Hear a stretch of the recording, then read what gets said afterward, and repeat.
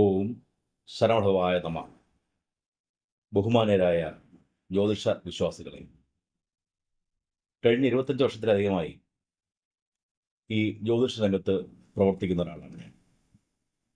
അതോടൊപ്പം കേരള സർക്കാരിൻ്റെ റവന്യൂ വകുപ്പിൽ നിന്ന് ഏകദേശം 32 വർഷം സർവീസ് പൂർത്തിയാക്കി ഡെപ്യൂട്ടി കളക്ടറായി ഈ കഴിഞ്ഞ വർഷം വിരമിച്ച ഒരാൾ കൂടിയാണ്. സർവീസിലിരിക്കെ തന്നെ ജ്യോതിഷവുമായി ബന്ധപ്പെട്ട പല സേവനങ്ങളും എന്നെ തേടി വരുന്നവർക്ക് നൽകിയിരുന്നു.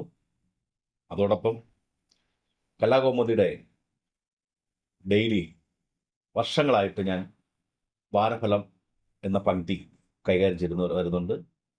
കൂടാതെ എൻ്റെ വീട്ടിൽ തന്നെ ആസ്ട്രോ സൊല്യൂഷൻ എന്ന ഒരു ജ്യോതിഷ പഠന സ്ഥാപനവും നടത്തി വരികയാണ്.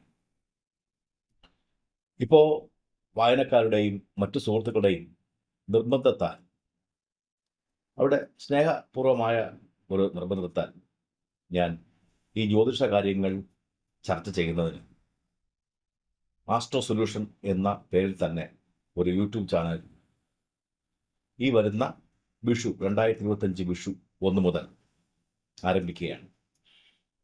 ജ്യോതിഷം എന്ന് പറയുന്നത് ഒരു സത്യസന്ധമായ ശാസ്ത്രമാണ്. ഇതൊരു അന്ധവിശ്വാസമല്ല. മുൻകാലങ്ങളിൽ എന്തെല്ലാം ദുഃഖങ്ങൾ, എന്തെല്ലാം നന്മയും തിന്മയും നമ്മുടെ ജീവിതത്തിൽ ഉണ്ടായിട്ടുണ്ടോ, അതെല്ലാം ഈ കാലഘട്ടത്തിൽ, നമ്മുടെ ജന്മത്തിൽ, ഈ കാലഘട്ടത്തിലും അത് അനുഭവിക്കേണ്ടി വരും.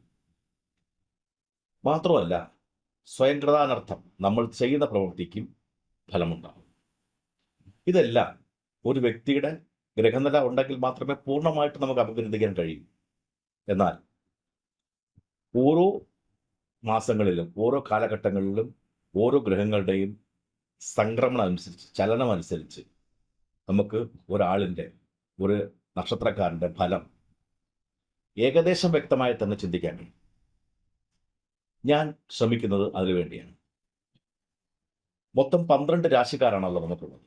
ഈ 12 രാശിയിൽ ഇപ്പോൾ ഉണ്ടായിട്ടുള്ള മഹാശനി മാറ്റം ഉൾപ്പെടെ എങ്ങനെ ഈ 12 രാശിക്കാരെയും സ്വാധീനിക്കുന്നു, എന്തെല്ലാം സൽഫലങ്ങളാണ് ഓരോ രാശിക്കാർക്കും കാത്തിരിക്കുന്നത്, എന്തെല്ലാം ദുഷ്ഫലങ്ങൾ ഉണ്ടാവാൻ സാധ്യതയുണ്ട്, അതെല്ലാം മുൻകൂട്ടി കണ്ട് അതിനെല്ലാം യഥാവിധി പരിഹാരവും ചെയ്തു പോയാൽ ഈ വരുന്ന വിഷുവർഷം ഞാൻ നിങ്ങൾക്ക് ഉറപ്പു നൽകുന്നു, നിങ്ങൾക്ക് തീർച്ചയായും മറ്റ് ദോഷങ്ങളൊന്നുമില്ലാതെ കടന്നു പോകാൻ കഴിയും. ദയവായി എല്ലാവരും സഹകരിക്കുക, എന്നെ പ്രോത്സാഹിപ്പിക്കുക. നിങ്ങളുടെ വിമർശനാത്മകമായ എല്ലാ കാര്യങ്ങളും ഇതിനകത്ത് രേഖപ്പെടുത്തുക. ഇതിനെ നിങ്ങൾ സ്നേഹപൂർവ്വം സബ്സ്ക്രൈബ് ചെയ്യുക, ഷെയർ ചെയ്യുക. നമസ്കാരം.